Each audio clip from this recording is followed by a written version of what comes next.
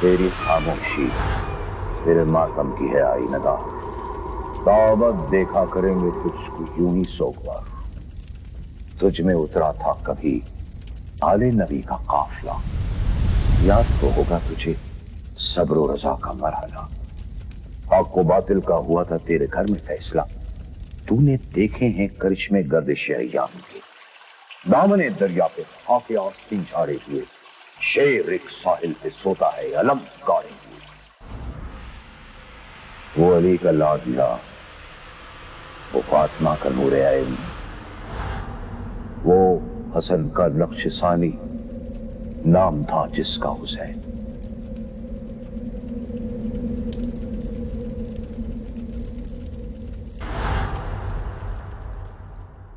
اعوذ باللہ من الشیطان الرجیم. بسم اللہ الرحمن الرحیم. الحمد للہ رب العالمین والعاقبۃ للمتقین والجنۃ للمطیعین والنار للملحدین. ثم الصلاة والسلام على أشرف الأنبياء والمرسلين شفيع المذنبين نبينا أبي القاسم محمد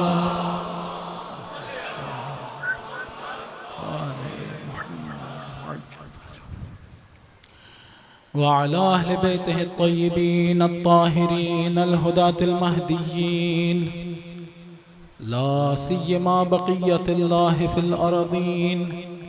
روحي له الفداء وأرواح العالمين واللعنة الدائمة على أعدائهم أجمعين من حين عداوتهم إلى قيام يوم الدين. أما بعد فقد قال الله تبارك وتعالى في محكم كتابه: أعوذ بالله من الشيطان الرجيم.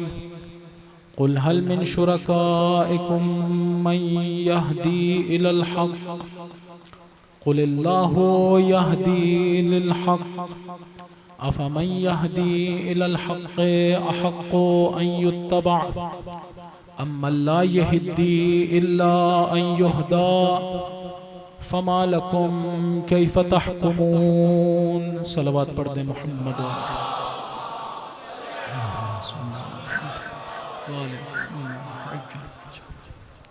خداوند متعال کا نہایت شکر گزار ہوں کہ اس نے ایک مرتبہ پھر ہم سب کو یہ توفیق عنایت کی کہ اس کا اور اس کے پاک بندوں کا ذکر بجا لا سکے. اس کی بارگاہ میں دعا ہے کہ ہم سب کو وہ خلوص عنایت کرے جو اس مجلس اور ان جیسی مجالس کی قبولیت کے لیے شرط ہے. خدایا اس مجلس اور اس ذکر کے صدقے میں ہم سب کے، ہمارے بہن بھائیوں، رشتہ داروں، عزیزان، آبا و اجداد، والدین، خدا سب کے گناہان کبیرہ و صغیرہ کو معاف فرما. خدایا ہم سب کو اسی ذکر کے صدقے میں امام زمانہ عجل اللہ تعالی فرجہ الشریف کی عنایت فرما، ان کی توجہ عنایت فرما.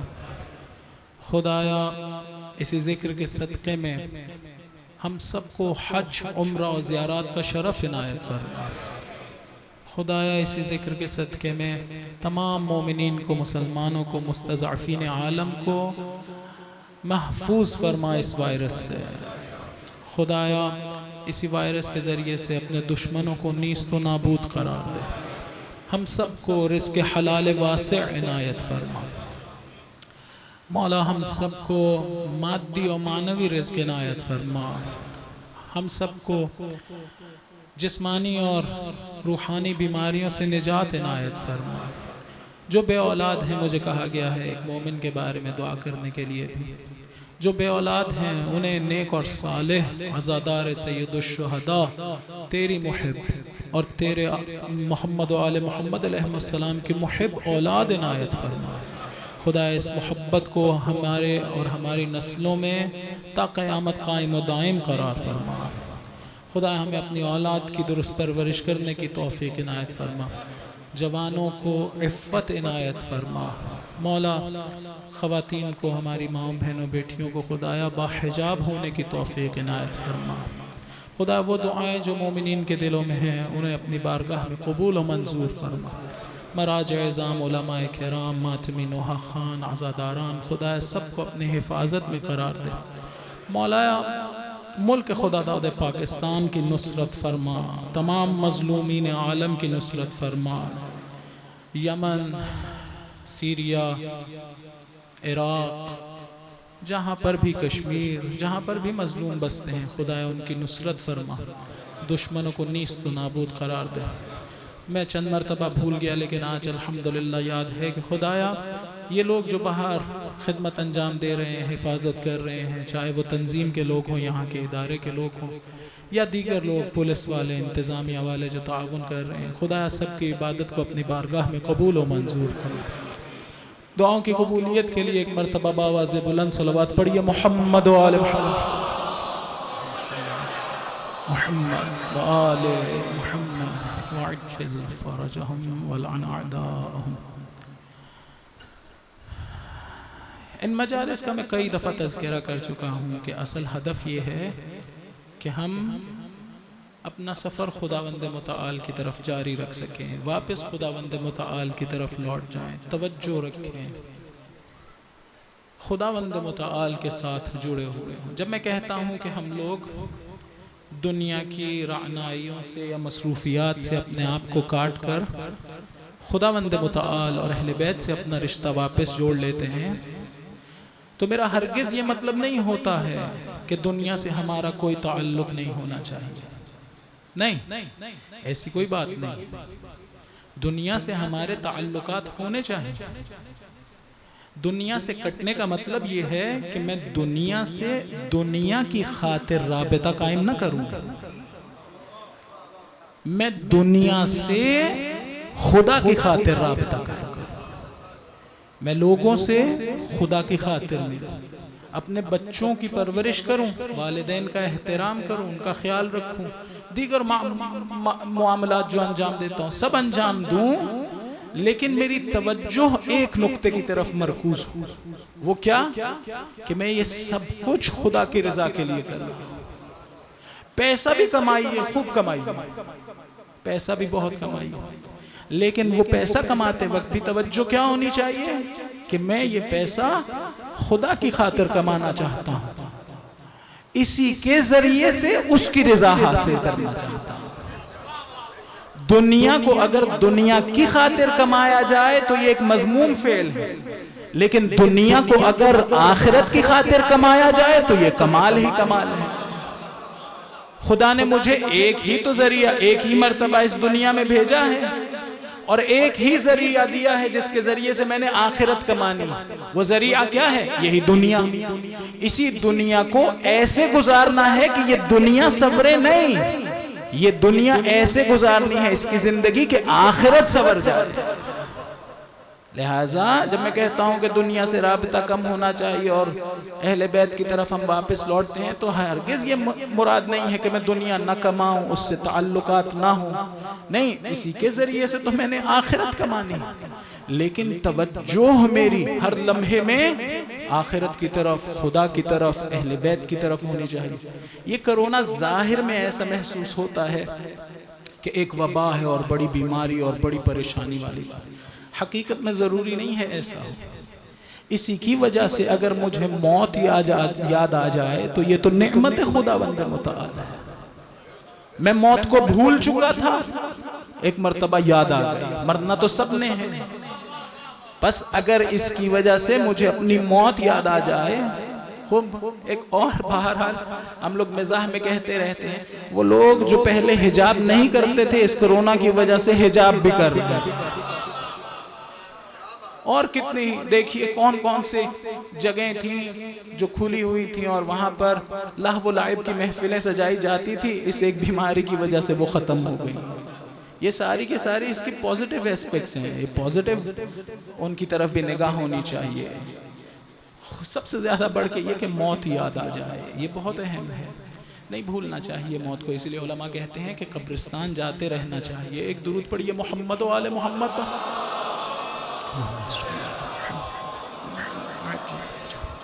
یہ عجیب زمانہ ہے جس میں آج کل قبرستان شہر سے باہر بنایا جاتا ہے. جتنی فضولیات کی جگہ ہوں وہ شہر کے اندر بنائی جاتی ہیں. جس سے موت یاد آنی تھی قبرستان کو دیکھ کے وہ شہر سے باہر بنایا جاتا ہے. کوئی دیکھ نہ لے کہیں قبرستان، اگر قبرستان پہ نگاہ پڑ گئی تو موت یاد آ جائے گی. یہ عجیب زمانہ ہمارا آ چکا ہے. خیر، کہنا یہ چاہتا ہوں کہ پوری توجہ ایک نقطے کی طرف ہونی چاہیے. وہ کیا؟ کہ میں جو کر رہا ہوں خدا کی خاطر. اگر یہ میں مجلس پڑھ رہا ہوں میری توجہ ہونی چاہیے. نماز کے وقت میری توجہ ہونی چاہیے. آپ کے سنتے وقت توجہ ہونی چاہیے. جب گھر سے نکل رہے ہوں توجہ ہونی چاہیے. میں ایک ایسی جگہ جا رہا ہوں جہاں جاؤں گا تو میرا پروردگار مجھ سے راضی ہوگا. خدا کی محبت بڑھنی چاہیے. اگر نہ بڑھے تو پریشان ہونا چاہیے. توجہ رہنی چاہیے خدا اور اس کی رضا کی طرف. ایک مرتبہ جناب رسول خدا صلی اللہ علیہ وآلہ وسلم اپنے 2 صحابیوں کو ایک ہی مقدار میں پیسے عنایت کیے، درہم یا دینار جو بھی عنایت کیے، اور کہا کہ آپ دونوں لے جائیے، اسے خرچ کیجئے. شام کو میں آپ دونوں سے حساب لوں گا، پوچھوں گا آپ نے کہاں خرچ کی. حضرت ابو ذر علیہ السلام اور حضرت سلمان علیہ السلام دونوں چلے گئے. جب شام کو واپس آئے تو حضور نے حکم دیا کہ ایک پتھر کے نیچے آگ جلائی جائے. جب پتھر گرم ہو گیا تو دونوں سے کہا کہ پتھر پہ باری باری کھڑے ہو جائیے اور بتائیں کہ کہاں خرچ کیا. نہایت خوبصورت درس ہے ہم سب کے لیے. اس میں یہ ہمارا حساب آخرت میں کیسے ہونا ہے شاید اس کی طرف مولا اشارہ کرنا چاہتے ہیں. کہا دونوں باری باری کھڑے ہو جائیں. کون؟ حضرت ابو ذر، نہایت بلند مقامات پر فائز. کھڑے ہو گئے. کیا فرمایا کہ میں نے اتنی مقدار فلاں شخص کو دے دی، مثلا یتیم کو. اتنی مقدار فلاں جگہ پر مثلا کسی بیوہ کی مدد کر دی، کسی غریب کی مدد کر دی. مختلف چیزوں کو بیان کیا اور نیچے آ گیا. حضرت سلمان فارسی پتھر پہ کھڑے ہوئے، ایک جملہ کہا اور نیچے آ گیا. کہا انفقتہ فی سبیل اللہ، میں نے خدا کی راہ میں خرچ کر دیا. نیچے اتر آئے. ہمارے استاد کہتے ہیں کیا حضرت سلمان نے بھی ایسا ہی ہوگا جیسا حضرت ابو ذر نے کیا. تھوڑا سا کسی یتیم کو دیا ہوگا، تھوڑا سا کسی اور غریب کو دیا ہوگا، تھوڑا سا کسی اور نیک کام میں خرچ کیا ہوگا. لیکن حضرت سلمان کی معرفت کا عالم یہ تھا کہ سب کچھ ایک نقطے پہ متمرکز تھا. جب یتیم کو لے رہے تھے تب بھی یہی ذہن میں تھا کہ راہ خدا ہے. جب کہیں اور خرچ کر رہے تھے تب بھی یہ تھا. ایک جملہ کہا انفقتہ فی سبیل اللہ اور نیچے آ گئے. ہمارے لیے درس کیا ہے؟ جو بھی کریں اس میں نقطہ یہ ہو یہ خدا کی خاطر کر رہا ہوں، یہ خدا کی خاطر کر رہا ہوں. اگر ایسا کروں، دیکھیے ایک درود پڑھیے محمد و آل محمد. ایسا نہیں ہے کہ ہم ایسا نہیں کر سکتے. آیت اللہ حسن علی نخودکی کے بارے میں بہت بڑے عارف تھے، غالباً ان کے بارے میں قبرستان میں ایک شخص کو لے گئے اور کہا یہ ذرا قبر پہ کان لگاؤ اور سنو کیسی آوازیں آ رہی ہیں. انہوں نے قبر پہ کان لگایا تو کہا کہ کوئی آواز نہیں ہے. کہا نہیں، دوبارہ سنو. اب جو کان لگایا تو آواز آ رہی تھی خیار خیار سبز، خیار خیار سبز. وہ شخص مر چکا تھا لیکن برزخ میں وہی بول رہا تھا جو اس دنیا میں کر رہا تھا. یعنی اس کا کاروبار تھا سبزی کا، وہ سبزی فروش تھا، آوازیں دے رہا تھا فلاں سبزی خرید لو، تازہ سبزی تازہ سبزی، اس طرح سے آوازیں دے رہا تھا. کہا کہ دوسری قبر پہ کان لگا. دوسری قبر پہ کان لگایا تو آوازیں آ رہی ہوں گی لا الہ الا اللہ لا الہ الا اللہ لا الہ الا اللہ. تو حسن علی نخودکی نے کہا، شیخ حسن علی نخودکی رضوان اللہ تعالی علیہ، کہا کاروبار یہ بھی کرتا ہوگا لیکن اس کی توجہ کاروبار کے وقت بھی خدا کی طرف تھی. اس کی توجہ کاروبار کے وقت فقط کاروبار کی طرف تھی. اس طرح سے اگر ہم لوگ یہ درس سیکھ جائیں ان مجالس سے تو ہماری آخرت سنور جائے گی. جب بھی کاروبار میں مشغول ہوں اس وقت بھی خدا اور اہل بیت سے توجہ نہ ہٹنے پائے. ایک درود پڑھیے محمد و آل محمد.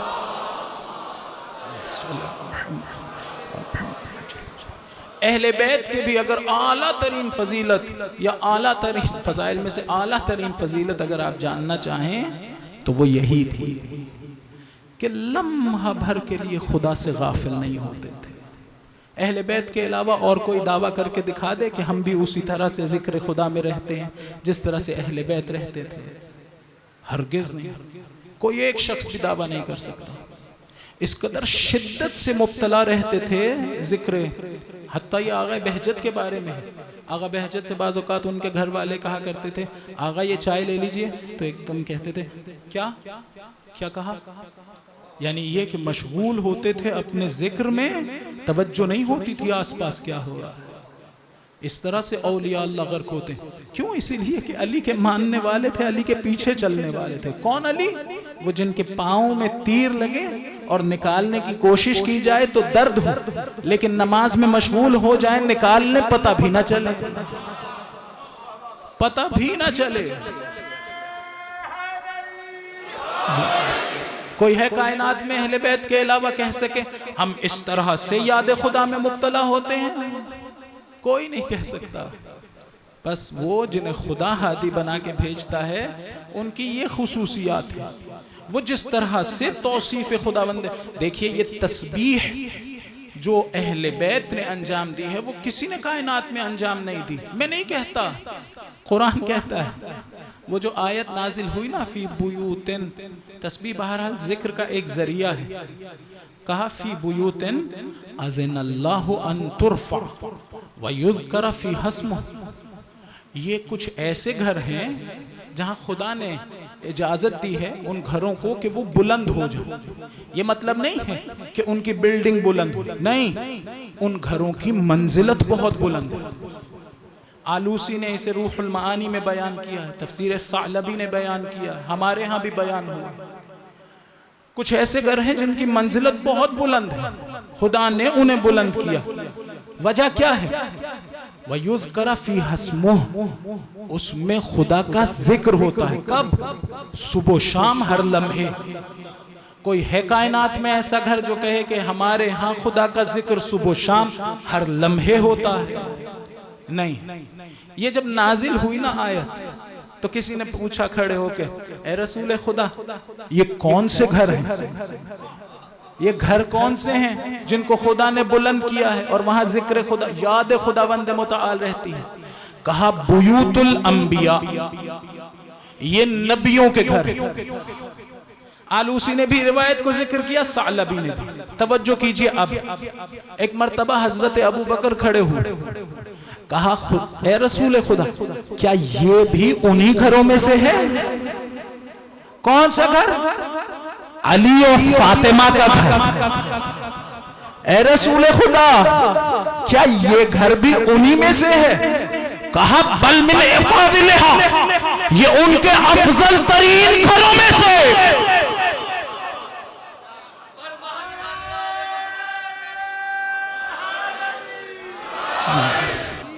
درود پڑھیے محمد و آل محمد.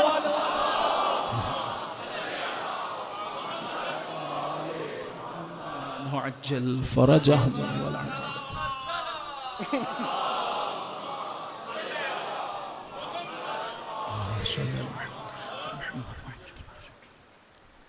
کیوں ایسا کیوں ہے؟ علی میرے مولا آپ میں یہ ساری صفات کیوں جمع ہو گئی؟ شاید جواب ملے دیکھو میں رسول کی منیت کے مقام پر کھڑا ہوں, رسول کے نفس ہونے کے مقام پر کھڑا ہوں. میں وہ ہوں جسے رسول کہتے ہیں علی منی و انا منہ, علی مجھ سے ہے میں علی سے ہوں. وہی رسول جو لوگوں کو کہہ رہے تھے دیکھو تم لوگوں سے میری شباہت بشر ہونے میں ہے لیکن میری روح کے کمالات میں تم میرے جیسے نہیں ہو. مجھ پہ وحی نازل ہوتی ہے تم پہ نہیں ہوتی. وہی کہہ رہے ہیں یہ مجھ سے ہے میں اس سے ہوں. وہی کہہ رہے ہیں یہ مجھ سے ہے میں اس سے ہوں. ایک مرتبہ جناب رسول خدا صلی اللہ علیہ وآلہ وسلم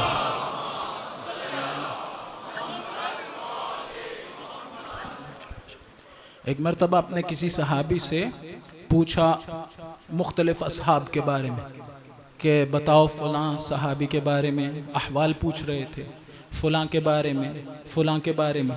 تھوڑی دیر بعد اس صحابی نے کہا مولا آپ نے باقی صحابیوں کے بارے میں پوچھ لیا، علی کے بارے میں نہیں پوچھا. ایک مرتبہ جناب رسول خدا نے جواب دیا کیا کوئی اپنے نفس کے بارے میں سوال کرتا ہے کسی اور سے؟ علی میرا نفس ہے، کیا میں اس کے بارے میں کسی اور سے سوال کروں گا؟ درود پڑھیے محمد و آل محمد پر. اللہم صلی علی محمد و آل محمد وعجل. آج میرے ذہن میں آ رہا تھا کہ دیکھیں یہ صفت انبیاء کے صفات ہونا یا رسول کی صفات کی جلوگاہ ہونا، رسول کے بالآخر رسول کے نفس تھے نا. رسول نے کہا علی میرے نفس ہیں. وہ صفات جو رسول خدا کی تھیں رسول نے خدا نے خود عطا کی تھی جناب امیر کو. نفس کے مقام پر تھے، منیت کے مقام. اور یہ عجیب مقام ہے منیت کا. قرآن کی ایک آیت ہے افمن کان علی بینۃ من ربہ ویتلوہ شاہد منہ. کیا وہ جو خدا کی طرف سے بینات واضح نشانیاں لے کے آیا ہے اور اس کے بعد ایک گواہ آیا ہے جو منہو کے مقام پر ہے، یعنی اسی سے ہے وہ. بعض علماء نے ان دو لفظوں سے شاہد اور منہو اس سے جناب امیر کی خلافت و وصایت کو ثابت کیا. کیوں؟ کیونکہ شاہد بھی جناب امیر ہیں، منہو کے مقام بھی مولا ہیں. یہ فضائل ہیں ہمارے آقا کے. خوب ایک درود پڑھیں محمد و آل محمد پر. اللہم صلی علی محمد و آل محمد. میں سوچ رہا تھا کہ یہ عجیب ماجرا ہے. تمام عمر جناب رسول خدا نے جناب امیر کے فضائل بیان کرنے میں گزار دی. لمحہ لمحہ جگہ جگہ پر یہ کام کیا. کیوں؟ تاکہ ایسا نہ ہو کہ رسول کے بعد کسی کو بھی ذرہ برابر بھی شک رہ جائے، ذرہ برابر بھی شک رہ جائے. لیکن عالم ایسا آیا تھا ایک وقت میں کہ مولا جس وقت شہید ہوئے تھے مسجد میں تو لوگ پوچھ رہے تھے کہ علی مسجد میں کیا کر رہے تھے. اتنی گالیاں دی گئی تھی ممبروں سے، اتنے جھوٹ بولے گئے تھے جناب امیر کے بارے میں. پوچھا علی مسجد میں کیا کر رہے تھے؟ وہ جو خدا کی سب سے بڑی نشانی تھی اس کو اتنا گرا دیا جائے کہ آج بھی ایسا بہت اوقات میں دیکھنے میں آتا ہے. علی کو عام طرح سے عام لوگوں کے برابر سمجھا جاتا ہے. علی کھجا اور عام کھجا. کھجا این السرا و این السریہ، کہاں خاک اور کہاں ستارے جسے خدا نے بلند رکھا ہے. جناب رسول خدا نے کہا اگر تمام انس و جن لکھنے کے لیے بیٹھیں، تمام پیڑ اور درخت قلم بن جائیں اور تمام سمندر سیاہی بن جائیں تو کیا ہوگا؟ اتنی عجیب بات ہے. کہا علی کی ایک فضیلت نہیں لکھ سکتے. یہ نہیں کہ علی کے فضائل شمار نہیں کر سکتے. دیکھیں بات تعداد کی نہیں ہے کہ بھائی کتنے فضائل ہیں لکھے جا رہے ہیں. نہیں، وہ جو ایک فضیلت ہے اسی کو بیان کرنا شروع کریں تو نہیں بیان ہو سکتی. یہی بات جناب رسول خدا کے بارے میں علی کہتے ہوئے نظر آئے. کسی نے پوچھا کہ یہ بتائیے کہ رسول خدا کے فضائل شمار ہو سکتے ہیں؟ کہا نہیں ہو سکتے، نہیں ہو سکتے. کہا کیوں نہیں ہو سکتے؟ کہا خدا نے قرآن میں کہا ہے کہ وَإِن تَعُدُّ نِعْمَةَ اللَّهِ لَا تُحْصُوهَا. اگر تم خدا کی نعمتیں شمار کرنا شروع کرو تو شمار نہیں کر سکتے. دوسرے مقام پہ کہا ہے قُلْ مَتَاعُ الدُّنْيَا قَلِيل. دنیا اور ما فیہا بہت تھوڑا ہے. جو کچھ دنیا میں ہے یہ قلیل ہے. جو قلیل ہے خدا نے کہا کہ یہ شمار نہیں ہو سکتا. وہی خدا قرآن میں رسول کے بارے میں کہہ رہا تھا اِنَّكَ لَعَلَىٰ خُلُقٍ عَظِيمٍ. اے حبیب آپ اخلاق کی عظیم منزلت پر فائز. وہ جسے خدا نے قلیل کہا اسے کوئی شمار نہیں کر سکتا. وہ جسے خدا عظیم کہے اس کے اوصاف کون شمار کرے گا؟ لیکن جس کے لیے زحمت دی وہ یہ جگہ ہے. امام حسین علیہ السلام کربلا میں ایک ایسے جوان کو لے کر آئے تھے جس کو جب بھیج رہے تھے تو کہہ رہے تھے اللہم اشہد علی ہؤلاء القوم فقد برز الیہم غلام اشبہ الناس بنبیک خلقا وخلقا ومنطقا. خدایا یہ جو جوان جا رہا ہے گواہ رہنا یہ تیرے حبیب کے بہت شبیہ تھا. کس چیز میں؟ اپنے چہرے میں، اپنے اخلاق میں اور اپنی گفتار میں. یعنی ایسا تھا جس کے اخلاق رسول والے اخلاق تھے. وہ جو رسول سے محبت کرتے ہوں انہیں غور کرنا چاہیے کربلا میں کسے مارا گیا ہے. ایسی شخصیت کو مارا گیا تھا کہ رسول کے امام حسین علیہ السلام کہتے ہیں جب ہمیں کبھی خواہش ہوتی تھی رسول کی زیارت کی ہم علی اکبر کو دیکھا کرتے تھے. نہایت عظیم ہستی. اس لیے بعض علماء کہتے ہیں کہ حضرت علی اکبر ایک مقام پر فائز تھے اور صلاحیت رکھتے تھے امامت کی. شہید ہو گئے امام زین العابدین علیہ السلام، بہرحال بڑے تھے. بہرحال ایک قول کی حیثیت سے بیان کر رہا ہوں. یعنی ان کی روح کا تکامل بہت بلند تھا. دیکھیں چہرے پہ میرا اختیار نہیں ہے کیسا ہو، لیکن اخلاق میں نے خود بنانے ہیں. بعض ہمارے اساتذہ کے نہایت خوبصورت جملے ہیں. کیا خوبصورت اور پاک ہوں گی وہ ہستیاں امام حسن علیہ السلام نے پرورش کی، امام حسین علیہ السلام نے، جناب زینب سلام اللہ علیہ نے، حضرت ام لیلہ نے. کہا کیا خوبصورت ہوں گی وہ ہستیاں جن کے دامن میں چھوٹا سا بچہ آئے جوانی تک شبیہ رسول ہو. جوانی تک پہنچنے تک رسول کا شبیہ ہو جائے. کوئی معمولی بات تھوڑی ہے رسول کا شبیہ ہونا. کہتے ہیں کہ بعض لوگوں نے رسول کی زیارت نہیں کی ہوئی تھی. امام حسین علیہ السلام کے دروازے پہ آ کے کہتے تھے ذرا اپنے بیٹے علی اکبر کو باہر بلا لیں، ہم نے اس کی زیارت کرنی ہے. ہم نے زیارت نہیں کی ہوئی رسول خدا کی. یہ تھا چہرہ. اور چہرہ بھی ایسے ہی نہیں بنتا، انسان کا کردار بعض اوقات اس کے چہرے پہ جھلک جاتا ہے. کسی نے امام صادق علیہ السلام سے پوچھا محمد پوچھا آقا یہ بتائیے کہ اس دنیا میں سب سے خوبصورت چیز کیا ہے؟ کہا جوان بیٹا. کہا سب سے بڑی مصیبت کیا ہے؟ کہا اس کا چھن جانا. معمولی بات نہیں ہے. ہماری خاطر حسین نے کیا کیا دیا ہے کبھی سوچیں تو. کیا کیا مصائب ہیں جو امام نے اٹھا لیے. امام کے دل ویسے بھی جوان بیٹے کی مصیبت برداشت ہونے والی نہیں ہوتی ہے، معمولی مصیبت نہیں ہوتی. حضرت ابراہیم اپنے بیٹے کو لے کر گئے تھے چھری چلانے کے لیے. چھری چلی نہیں تھی، ایک نشان پڑا ہوا تھا فقط. جب واپس آئے حضرت سارہ کو علم ہوا، انہوں نے کہا کہ جا کے دیکھتی ہوں. اپنے بیٹے کی گردن پہ چھری کا نشان دیکھا تھا. کہا مریض ہو گئی، 1 ہفتے میں مر گئی. برداشت نہیں ہو سکا، برداشت نہیں ہو سکا. حضرت عبداللہ کی قربانی ہونی تھی تو اپنے بابا سے کہہ رہے تھے اے بابا میرے چہرے پہ پردہ ڈال دو. بابا قربانی ہوگی تو میرا خون کہیں آپ کے کپڑوں کو نہ لگ جائے، ذرا کپڑے سمیٹ لو. آسان نہیں ہے، بہت مشکل ہے، آسان نہیں ہے. اگر آخرت میں ہم سے پوچھ لیا میں نے علی اکبر تمہاری ہدایت کے لیے دیا تھا تاکہ تم گمراہ نہ ہو جاؤ، میں نے علی اکبر کو اس لیے بھیجا تھا. اتنا سنگین تھا یہ. ویسے بھی جوان، میں نے عرض کیا جوان کا جانا معمولی بات نہیں.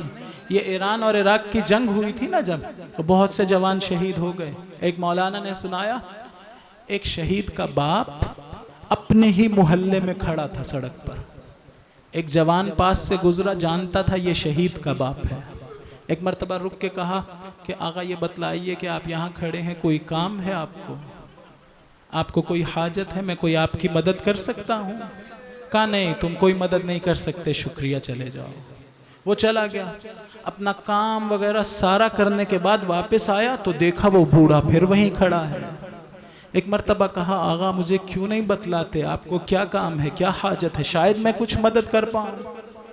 سنیں گے کیا کہا؟ کہا بیٹے کیا تمہیں معلوم ہے میرے گھر کا رستہ کہاں ہے؟ مجھے اپنا گھر نہیں مل رہا.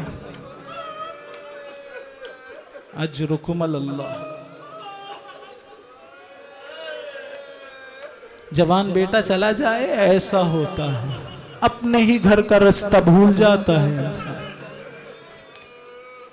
نہ جانے حسین نے کیسے برداشت کیا ہوگا. کہتے ہیں کہ ظالم کے دربار میں امام حسین کا سر پڑا تھا تو اس نے اشارہ کر کے کہا حسین تمہارے بال بہت جلدی سفید ہو گئے. جو حسین کے دل سے واقف تھی نا جناب زینب، انہوں نے بڑھ کے جواب دیا، کہا علی اکبر کے جانے سے پہلے سفید نہ تھے. میرے بھائی کو علی اکبر کا غم کھا گیا. علی اکبر کے جانے سے پہلے یہ سفید نہیں تھے. شبہ پیمبر گئے، حسین کی آنکھوں کا نور چلا گیا. اجرکم اللہ. خدا کرے میں بھی پڑھ پاؤں انشاءاللہ اور آپ لوگ سن پائیں اور خدا قبول کر لے. جس وقت حضرت علی اکبر گھوڑے سے گرے نا، دیکھیے جب بھی کوئی شہید گرتا تھا، جب بھی کوئی زخمی گرتا تھا تو اس کا نام پکارا جاتا تھا نا. جب حضرت علی اکبر گرے تو جناب زینب نے کیا کہا؟ کہا ہائے میرا بھائی.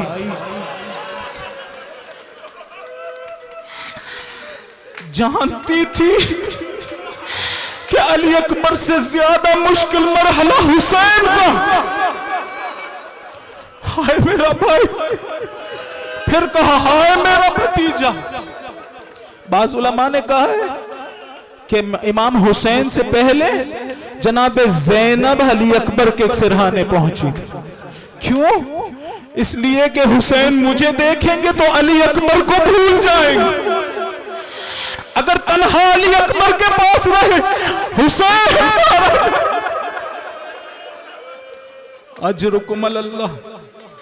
اجرکم اللہ. 3 مقام ایسے تھے کربلا میں جہاں میرا آقا موت کے بہت قریب تھا. شیخ جعفر شستری نے یہ لکھا ہے. کون سے 3 مقام؟ ایک وہ مقام جب علی اکبر جنگ کی اجازت لینے آئے، کہتے حسین خاموش تھے، موت کے قریب ہو گئے. ایک وہ مقام جب جنگ کرتے کرتے درمیان میں واپس آئے، کہا مولا بابا یہ تلوار اب بھاری محسوس ہو رہی، تھوڑا سا پانی مل جاتا. حسین سے پوچھے تو آپ موت کے قریب کیوں ہو گئے؟ شاید جواب دے میں نے علی اکبر کے زخموں سے خون بہتا دیکھا.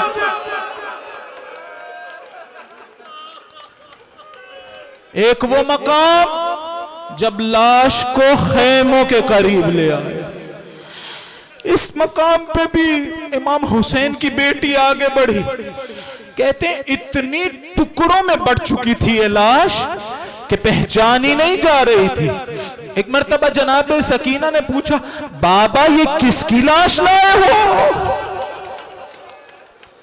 اگر نہ پوچھتی شاید حسین شہید ہو جاتے. ایک مرتبہ امام کے پاس آئے، بابا مجھے جنگ کرنے کی اجازت دیجیے. امام زین العابدین علیہ السلام کہتے ہیں عاشور کے دن مجھ پہ غشی طاری تھی.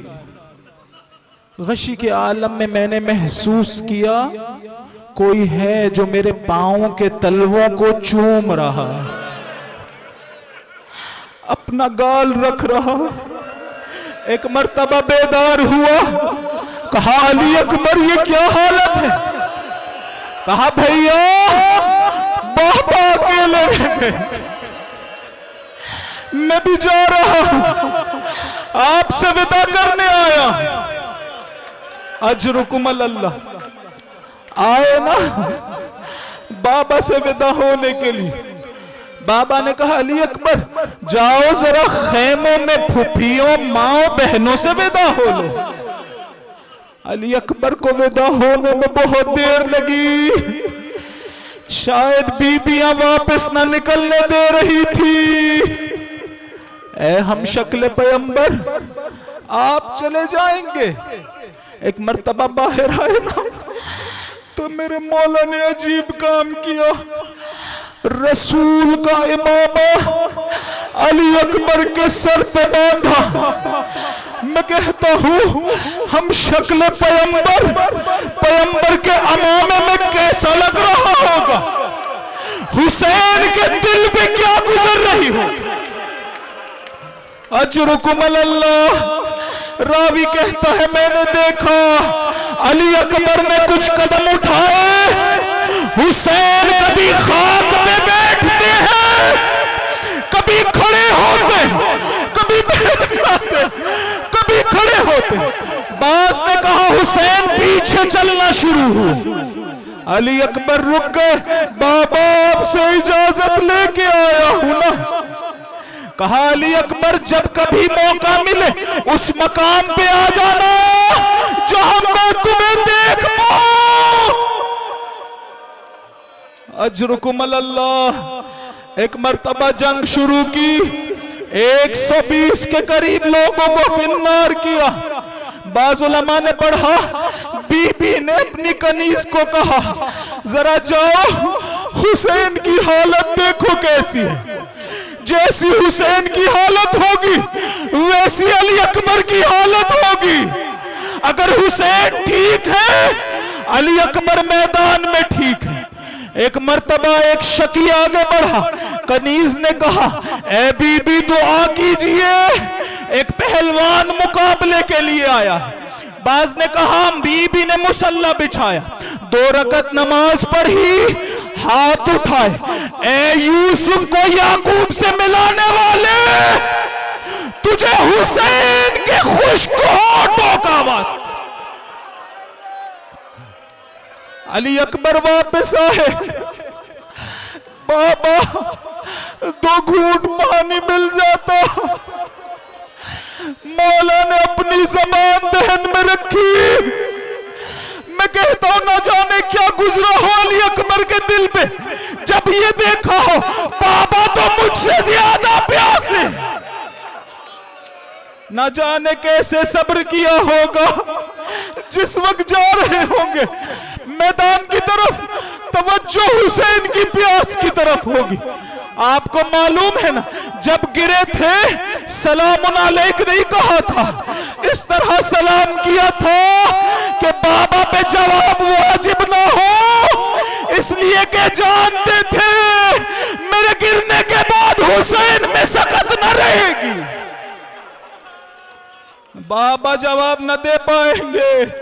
ایک مرتبہ جنگ کر رہے ہیں، ایک ظالم نے نیزہ مارا، نیزہ سینے میں پیوست ہوا، جوان ہے نا، گھوڑے کی گلے میں باہیں ڈالی، گھوڑا لشکر آدھا میں گھسا۔ مقتل کہتی ہے فَقَطَّعُوهُ بِسُيُوفِهِمْ، اربن اربا، جس کے ہاتھ میں تلوار تھی اس نے تلوار چلانا شروع کر دی۔ وہاں حسین مقتل کی طرف بڑھے، کبھی گرتے ہیں کبھی کھڑے ہوتے ہیں۔ بعض علماء نے کہا آواز دے رہے تھے یا علی یا علی یا علی، یعنی اے علی اکبر مجھے آواز دو، مجھے نظر نہیں آتا۔ ایک مرتبہ سرحانے پہنچے نا، کیا دیکھا علی اکبر کے دانتوں میں خون لگا ہے، ابا اٹھائی، دانت صاف کرنا شروع کیے، خون ہٹانا شروع کیا. کبھی گال پہ گال رکھتے ہیں، کبھی سینے سے سینہ لگاتے ہیں. کیا کہہ رہے ہیں؟ علی اکبر علی الدنیا بعد خلافہ. علی اکبر تمہارے بابا کو جینے کی تمنا نہ رہی. خاک ہو اس زندگی پر، خاک ہو اس دنیا پر. ایک مرتبہ عجیب جملے کہے علی اکبر، اگر آج کے بعد حسین نے کبھی کلام کیا تمہارے بارے میں باتیں کرے گا، اگر خاموش ہوا تمہارے بارے میں سوچ رہا. وہ علی کا لاڈلا، وہ فاطمہ کا نور عین، وہ حسن کا نقش ثانی، نام تھا جس کا حسین.